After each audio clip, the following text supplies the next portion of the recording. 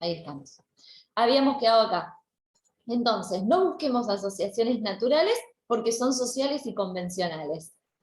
Esto quiere decir que la asociación de la palabra árbol y tree, está en inglés, con los significados que vinculan y los objetos a los que refieren, no está basada en ninguna relación natural o de semejanza entre ellos, ni comparten ningún tipo de propiedades. En consecuencia, no hay nada en los objetos que determine cómo han de denominarse. Y si no se conoce el vínculo convencional que cada lengua ha establecido, tampoco hay nada en las denominaciones que permita adivinar a qué entidades se refieren. Las señales empleadas por las lenguas humanas pertenecen así a la categoría de símbolos. El símbolo es un tipo de signo en el que se establece una relación convencional entre el significado y el significante. Y acá hago una pausa y les comparto el pizarrón y les explico algo que vamos a ver con SOSIR, que son los signos, pero que tal vez ustedes alguna vez, analizando una novela, en el nivel anterior, algunos escucharon. Los signos se clasifican, los signos son entidades que están en lugar de otra entidad. Eso es un signo. Es un ente que está en el lugar de otro ente. Para explicarlo mejor, lo decimos así. Según la relación que establece este ente, que está en el lugar de este ente, con el objeto al que representa, se clasifican en indicios. ¿Escucharon alguna vez esta palabra? Tiene fiebre. Seguramente, Sí, seguramente está enfermo. La fiebre es un indicio de que hay una enfermedad. Eso es un signo. O sea, la fiebre está en el lugar de una idea, un ente está en el lugar de otro ente. Es un signo, justamente. Cuando vemos las novelas policiales, lo que buscamos son los indicios, justamente, cuáles son las pistas que a nosotros nos está dejando el narrador, el autor a través de la voz del narrador, para que podamos seguir el hilo de la investigación. Son muy comunes en la literatura policial los indicios, pero en todo tipo de análisis literario va a aparecer el indicio. El indicio hay una relación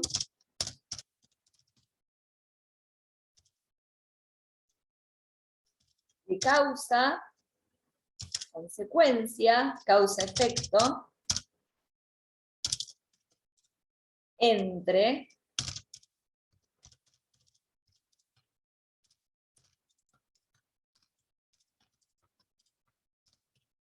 lo representa. Por ejemplo, la calle está mojada. Bueno, es indicio que llovió o que tiraron agua. Ahí yo estoy leyendo un signo, o llovió o tiraron agua, porque estoy viendo una relación de causa-efecto. Si está mojado, o llovió, o tiraron agua. Las nubes negras, trueno, refusilo, indicio de tormenta. Estoy leyendo causa-efecto, causa-consecuencia. Eso es un indicio. Después tengo otro tipo de relación que no es causa-consecuencia, sino que tengo una relación de similitud. Y ahí tengo el icono, que se escribe con acento, ¿no? Icono. Hay una relación entre los entes de similitud. Por ejemplo, identifico cuál es el baño de mujeres, y no dice mujeres porque seguramente algún dibujo relacionado con la mujer pusieron, los labios de la mujer, el dibujito de un labial, el dibujito de una pollera, el dibujito, no sé, del pelito largo, bueno. Esos dibujitos representan por similitud el pelo largo, el labial, los labios, es algo que yo puedo identificar porque es similar al labio, similar al lápiz labial, similar al pelo, similar a un vestido. Entonces lo puedo identificar por similitud. Una foto, una imagen es un icono, o sea, miro una foto, bien, por similitud, reconozco después a la persona. Por eso muchas veces se habla de iconos o lenguaje iconográfico. Es un lenguaje que por similitud lo puede identificar, muy pero muy común hoy en los emoticones de un celular. Te mandás la super sonrisa, bueno, representa que me estoy riendo un montón. Bueno, es un icono, es una similitud de alguien que se está riendo. Lo hablamos con la representación de la pipa de Magritte. No es la pipa, es la representación de la pipa. Eso es un icono. ¿Se entiende lo que es un icono? Es lo más fácil porque son los iconos Sí. de la compu, del mundo que nos rodea. Entonces, ¿qué es un icono? Un signo en el que las dos entidades están unidas por una relación de similitud. Y el último tipo de signo es el símbolo. El símbolo establece una relación convencional con el objeto al cual representa.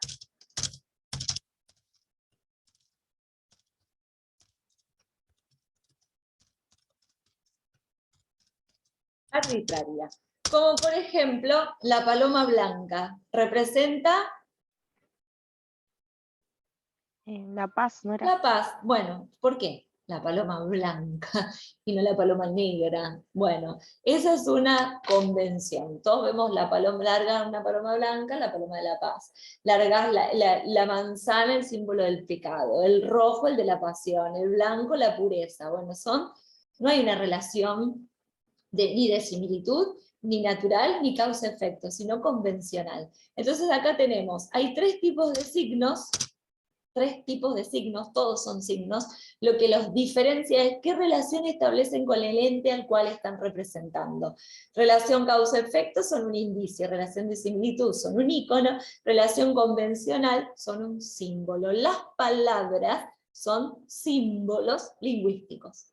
No hay una relación natural entre un sonido, un morfema y la imagen a la cual representa, sino que hay una relación convencional. Entonces acá tenemos algo para agendar y que para que ustedes le quede esto que están agendando rápidamente.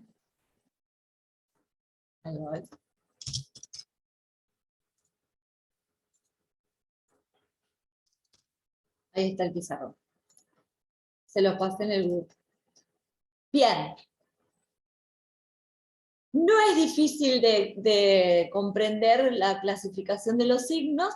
Después Saussure lo va a hacer mucho más complejo, pero tenemos que ver qué tipo de relación se establece entre un ente y el otro ente. Bien, ¿se entendió entonces qué es la categoría símbolo? Es un Sí, tipo de, profe. tipo de Sí. signo en el que hay una relación convencional. Es cierto que en las lenguas existen algunos elementos que guardan cierta relación de iconicidad con aquello que designan. El caso más claro es el de las palabras que designan sonidos y que suelen asemejarse al sonido al que refieren. Son las onomatopeyas. Bueno, vuelvo. Una onomatopeya es el sonido, Ah, sí. bien, que refiere justamente a eso, un grito, un o, una, bueno, esos sonidos que justamente, vuelvo, elementos que guardan una cierta relación de iconicidad con aquello que designan. Las palabras que designan sonidos y que suelen asemejarse al sonido al que refieren onomatopeyas, como guau guau o kikiriki, que es el sonido del gallo, justamente. Todas las lenguas poseen formas icónicas de este tipo, pero este hecho no invalida la afirmación general de que las lenguas humanas se valen de unidades simbólicas. Las onomatopeyas representan un porcentaje mínimo del total, o sea que hay una relación natural entre el sonido y lo que está representando, pero son solo las onomatopeyas. El aparato simbólico de la lengua no está formado por un 90% de onomatopeyas, sino que está formado por un 99,9% de símbolos y las onomatopeyas. Ese porcentaje no lo tomen tan literal, fue al azar. Quise decir que es un mínimo, pero mínimo uso de onomatopeyas. Y si no, díganme ustedes en cuántos momentos de su día pronuncian una onomatopeya. Nunca a menos que lea una historieta. Exacto, exacto. Como consecuencia, las onomatopeyas no son iguales en todas las lenguas. Compárese el español wow wow con el japonés waku waku o kikiriki con el inglés cook. Bueno, olvídense que yo pronuncié algo en inglés. ¿Qué es esto? Que significaría el mismo sonido, pero tiene otra representación. Bien, sintetizando este punto entonces, que es la arbitrariedad, la relación entre un sonido y la palabra a la cual está representando es convencional y arbitraria, eso se llama símbolo. Dualidad de estructuración o doble articulación. Como se dijo al hablar del carácter discreto, cada lengua se sirve de un inventario limitado de sonidos distintos, que los combina de manera infinita para tener la cantidad de palabras que tenemos. O sea, miren el abecedario. 29 letras, 29 fonemas. Con 29 fonemas, combinados de manera infinita, tengo una infinidad de palabras y de sonidos. Vuelvo a repetir entonces. Como se dijo al hablar del carácter discreto, cada lengua se sirve de un inventario limitado, o sea que tiene un número fijo, de sonidos distintos. Cada uno de ellos carece de significado aisladamente. A, o, si no los uno, no tienen significado más que una fonética de un signo lingüístico que es la letra. Pero juntos son las piezas básicas a partir de las que se construyen unidades dotadas de significado. Palabras como amor, Roma, mora, armo, ramo, horma, aroma, y también morfemas como dad o ado. Por ejemplo, amado, la terminación adoído, que es la terminación de los participios, por eso son morfemas importantes. Estas, a su vez, se combinan en secuencias más complejas. Amar arma un ramo de amor, Omar, perdón. Omar arma un ramo de amor, da el ramo a la mora, el aroma del ramo lo ha enamorado. El lenguaje humano cuenta con unidad. Voy a hacer un paréntesis brevemente acá. Hay una finita cantidad de sonidos, los que se corresponden con cada una de las letras. Nosotros en el español, ese sonido, ese fonema, se corresponde con un morfema particular, pero no es el mismo fonema, sonido, cuando lo decimos el alfabeto en inglés. Entonces, en nuestra lengua hay 29, si no cambiaron, y no agregaron, y no sacaron de la última vez que lo leí, 29 fonemas, sonidos, que se combinan de manera infinita para la infinidad de palabras y de significados que el razonamiento y el pensamiento humano pueden generar, que es la construcción de símbolos y de signos y de significados. De la misma manera que hay solo un número limitado de sonidos, hay un número limitado de clases de palabras, pero que se combinan infinitamente para construir textos y discursos. ¿Se acuerdan que yo les dije que había solo 9 clases de palabras y 6 clases de tramas textuales, pero una infinita cantidad de discursos? Bueno, también hay un número limitado de sonidos, pero una infinita forma de combinarlos. E inclusive existen combinaciones que aún no han sido inventadas, y que a medida que se van inventando, que aparecen nuevas palabras, esas nuevas palabras se llaman neologismos, y empiezan a formar parte de la cultura de esa lengua. Por lo tanto, de lo finito, la capacidad de invención del ser humano es infinita. ¿Eso se entiende? Sí, eso sí. Bien, seguimos. El lenguaje humano cuenta con unidades menores, sin significado. En la lengua oral, los fonemas, que se pueden unir en combinaciones infinitas para constituir unidades mayores con significado, palabras, oraciones y textos. La primera articulación, por lo tanto, está constituida por esas piezas básicas, y la segunda por sus posibles combinaciones. El conjunto potencialmente infinito de expresiones que se pueden producir en una lengua está formado a partir de un inventario limitado de unidades sonoras discretas. Es exactamente lo que dijimos. Hay un número de fonemas que se pueden combinar de manera infinita. Síntesis. Dualidad de estructuración o doble articulación quiere decir eso. ¿Alguna duda? No. Bueno, pasamos entonces, como verán, quiero tratar de terminar este documento. Productividad. El lenguaje permite producir e interpretar mensajes que no se han producido e interpretados con anterioridad. Sin esta cualidad de la productividad, estaría terminada la cultura. Lo que existe, existe y no hay nada más por inventar. Y justamente eso es lo que nos sucede.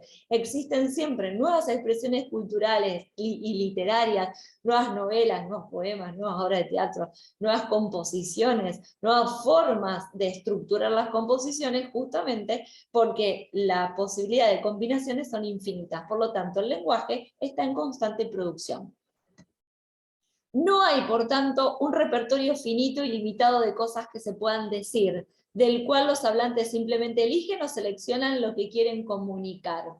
Las pautas de combinación gramatical de cada lengua permiten a sus hablantes construir un conjunto ilimitado de estructuras lingüísticas de longitud, es decir, de largo, y complejidad variables, subordinadas y coordinadas. Esa es la complejidad variable que puede tener una estructura lingüística. Es decir, tengo una idea central y le subordino la cantidad de ideas secundarias que yo quiera, siempre y cuando sea coherente y cohesivo. Eso es infinito en la producción del lenguaje.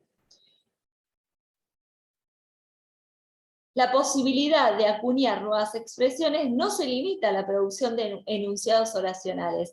Está presente también en nuestra capacidad de derivar y construir nuevas palabras que pasan a formar parte del inventario léxico de la lengua, es decir, neologismos.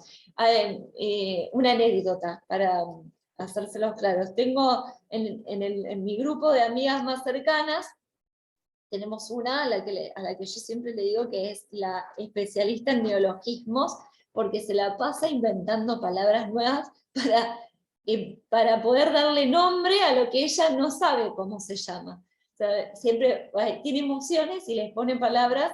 Bueno, esos neologismos muchas veces son cómicos, como en el caso de mi grupo, en el que nos reímos de las palabras que inventa, y otras veces esas palabras pasan a formar parte del bagaje cultural de una lengua. Por ejemplo, recuerdo cuando sale la publicidad de un nuevo auto, que creo que era de Renault, hace muchos años atrás, hablo muchos años atrás, porque no se fabrica más ese auto, que era el Renault Megane, o Merida, no me acuerdo cuál de los dos. La publicidad sale con una palabra que era sensación de Benevés. No existía la palabra Benevés, pero los publicistas buscaron había que vender un producto y ese producto generaba una sensación nunca antes vivida. Entonces, para una sensación nunca antes vivida, que era la que daba ese auto, había que buscar una palabra nueva para una sensación nueva, y aparece la sensación de Menebéis. La sensación de Menebéis era la que se vivía cuando se usaba ese auto, que no me acuerdo exactamente cuál. Bueno, esa palabra, si bien ustedes a lo mejor no la escucharon nunca, porque hay una diferencia entre nosotros, yo esa publicidad la vi, me quedó muy grabada. Y hay veces que no sé cómo explicar ciertas sensaciones y digo, ay, esto es una sensación de Menebéis. Paso a formar parte del bagaje cultural y léxico de una generación que en ese momento vivimos esa publicidad. ¿Ustedes la escucharon alguna vez?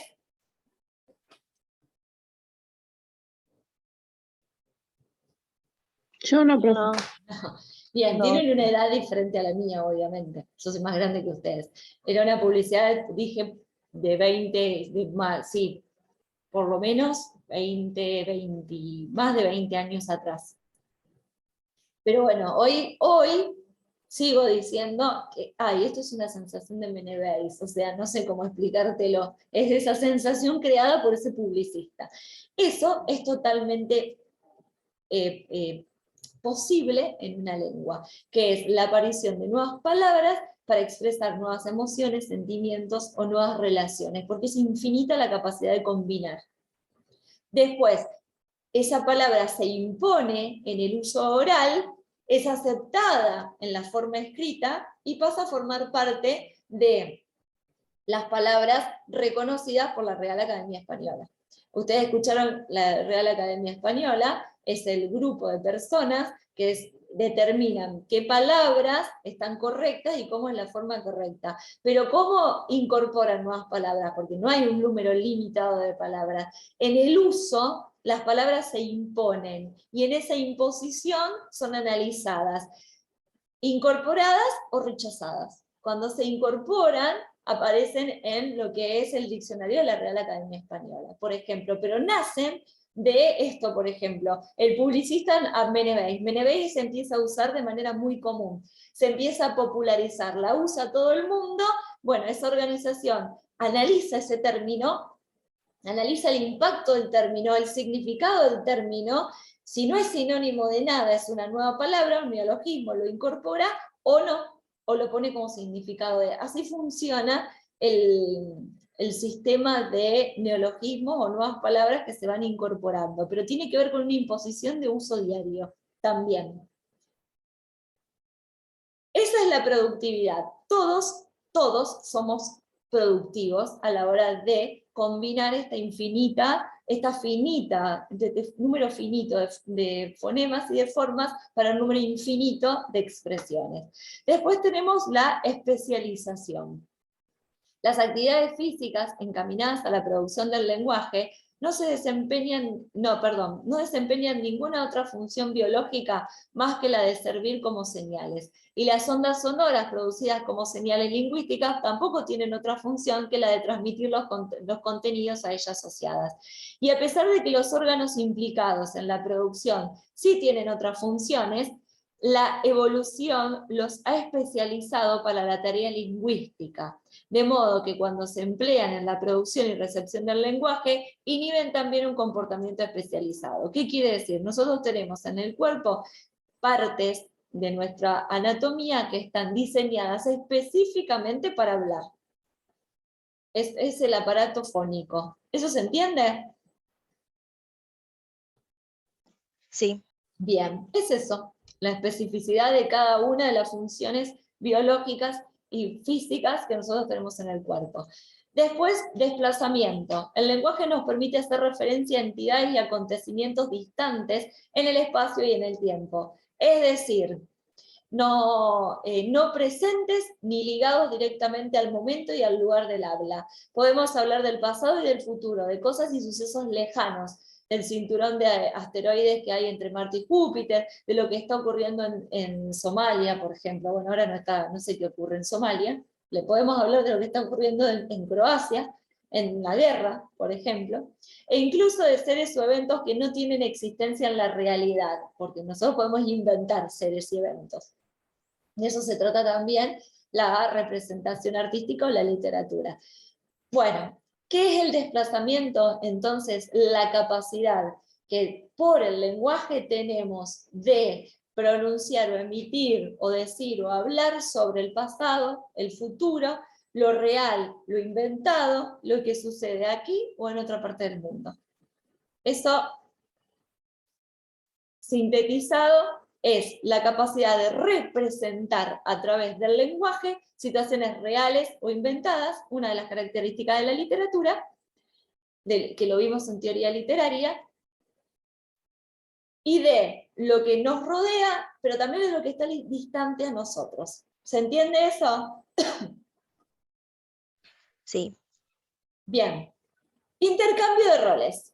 Cualquier usuario de la lengua puede producir y reproducir cualquier mensaje, y es capaz de producir y recibir cualquier tipo de señal construida de acuerdo a las pautas de la lengua, de las nuestras, obvio. Si no conozco estas pautas, no voy a entender el mensaje.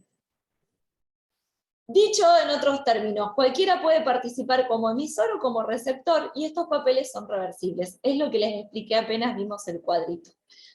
Ahora soy yo la emisora, cuando ustedes hablan paso a ser la destinataria o la receptora, y así infinitamente en el tiempo o en lo que dure el intercambio comunicacional.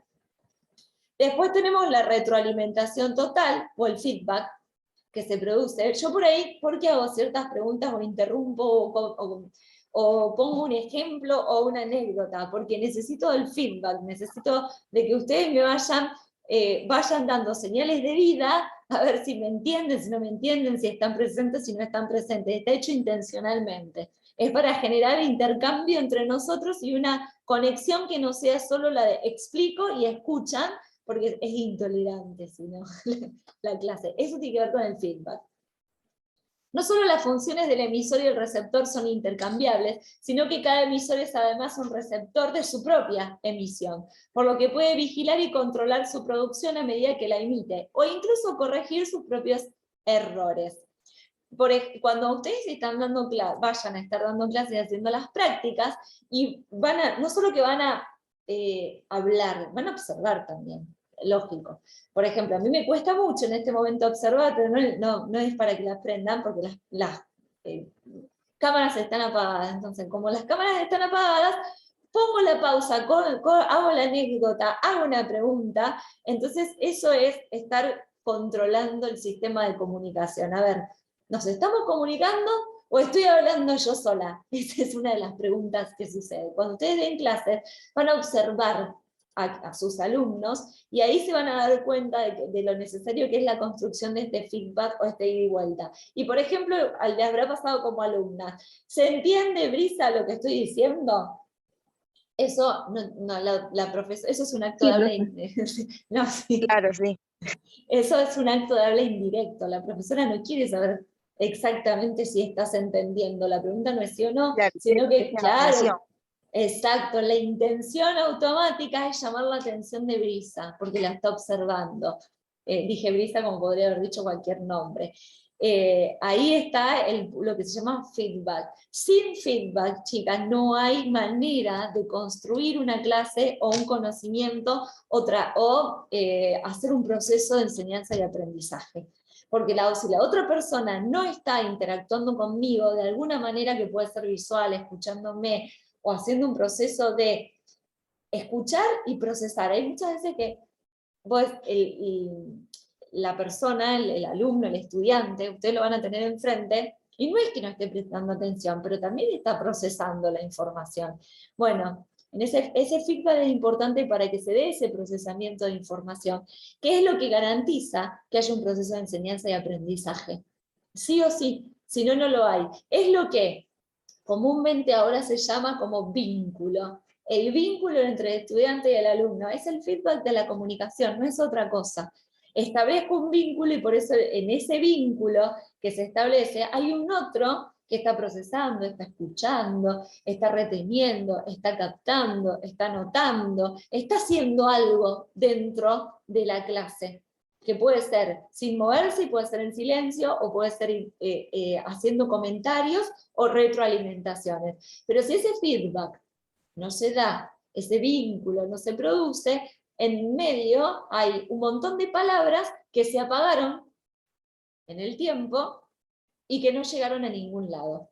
Es decir, puedo hacer una clase brillante, ustedes como profe pueden hacer una clase brillante y un montón de contenidos y de conceptos muy importantes, decirlos y quedan absolutamente en la nada, y no se produce nada. Es sumamente importante que ustedes visualicen que el intercambio, el vínculo, el feedback en una comunicación, sí o sí se dé o esté presente.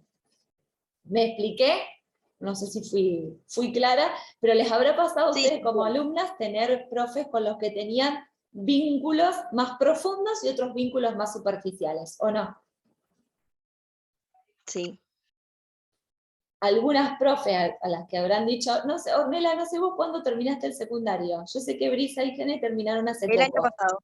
Ah, bueno, entonces más o menos manejamos los mismos tiempos de haber terminado. El vínculo que establecían con el profesor.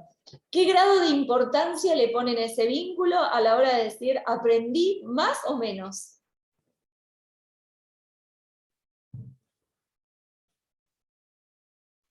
¿Cómo? ¿Qué grado de importancia? Mucha, creo.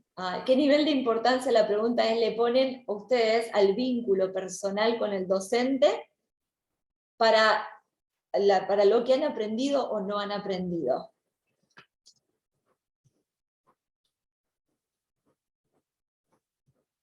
Por ejemplo, hay docentes que son Sé muy... que por ahí, Sí, dale, Gene. no, sé que por ahí a alguien le puede parecer irrelevante que lo único que tendría que llegar es el contenido, pero yo creo que no es así. Exacto. Tipo, hay docentes que a mí particularmente me trataron muy mal en el secundario y a mí no me llegaba de la misma forma el contenido que me podían explicar o incluso si venía una reemplazante o otra materia, digamos. Bien, está perfecto el ejemplo. Cuando no se produce el vínculo, el vínculo de respeto y emocional entre las partes en una comunicación, es muy difícil que el aprendizaje, que los contenidos que esa persona vino a producir realmente se den adentro del aula. Ustedes van a ser profes o se están preparando para ser profes, así que esta parte, que es la parte de entender qué importancia tiene la comunicación y el vínculo comunicacional con el estudiante que voy a tener al frente, es muy importante. Si yo quiero... Claro, Sí, Orne. influye muchísimo. Exacto, muchísimo. Si yo no confío en la persona que está enfrente porque tiene una manera muy distante o muy...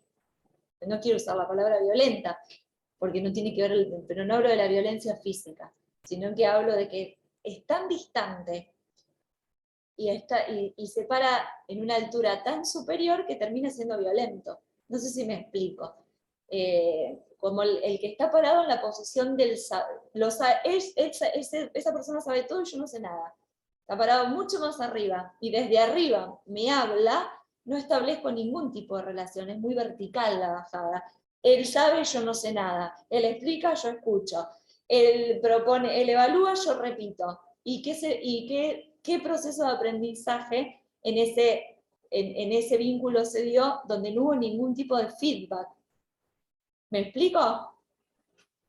Diferente es, seguramente ustedes lo habrán vivenciado, con el docente que horizontalmente se para al lado de ustedes, que se para a acompañarlos a ustedes y a guiarlos en ese proceso de producción en el que hay un conocimiento, hay un contenido, hay una noción, pero a ver, ¿cómo la estás entendiendo vos? La pregunta, ¿cómo la estás entendiendo vos? A ver, contanos. Bueno, eso es un feedback. Tal vez la intención del docente no es preguntar exactamente cómo la está entendiendo, sino acercarse. Son los actos de habla indirecto que también lo vamos a ver en la pragmática. La intención del otro es acercarse, no importa la respuesta que el otro me dé. Eso es el feedback de la comunicación.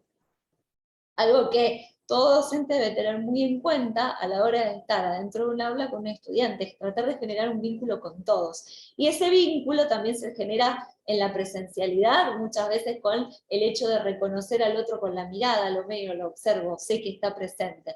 En la virtualidad con la mirada es un poco diferente, pero sí decir, bueno, a ver, pausa, los escucho.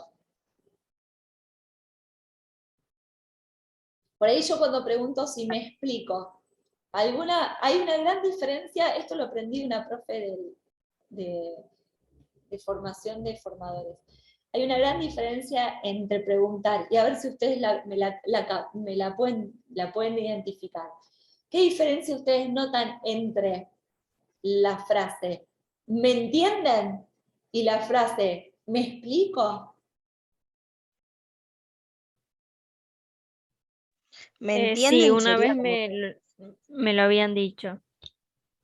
A ver, No me puedo acordar. Habla Orne. Orne, ¿me cualquiera. entienden? Yo lo tomo más como que diciendo a ver si nosotros entendimos lo que vos dijiste. Y me explico como que vos estás preguntando si esa manera que tenés de explicar a nosotros nos llega. Exacto, Eso mismo. es así. No es lo En un taller mismo. de oralidad, ya me acordé. El taller de oralidad lo viste genial, el que lo mencionó el taller de Sí. oralidad. No es lo mismo la pregunta, ¿me explico? Que ¿me entienden? Porque el me entienden, la responsabilidad está puesta sobre ustedes.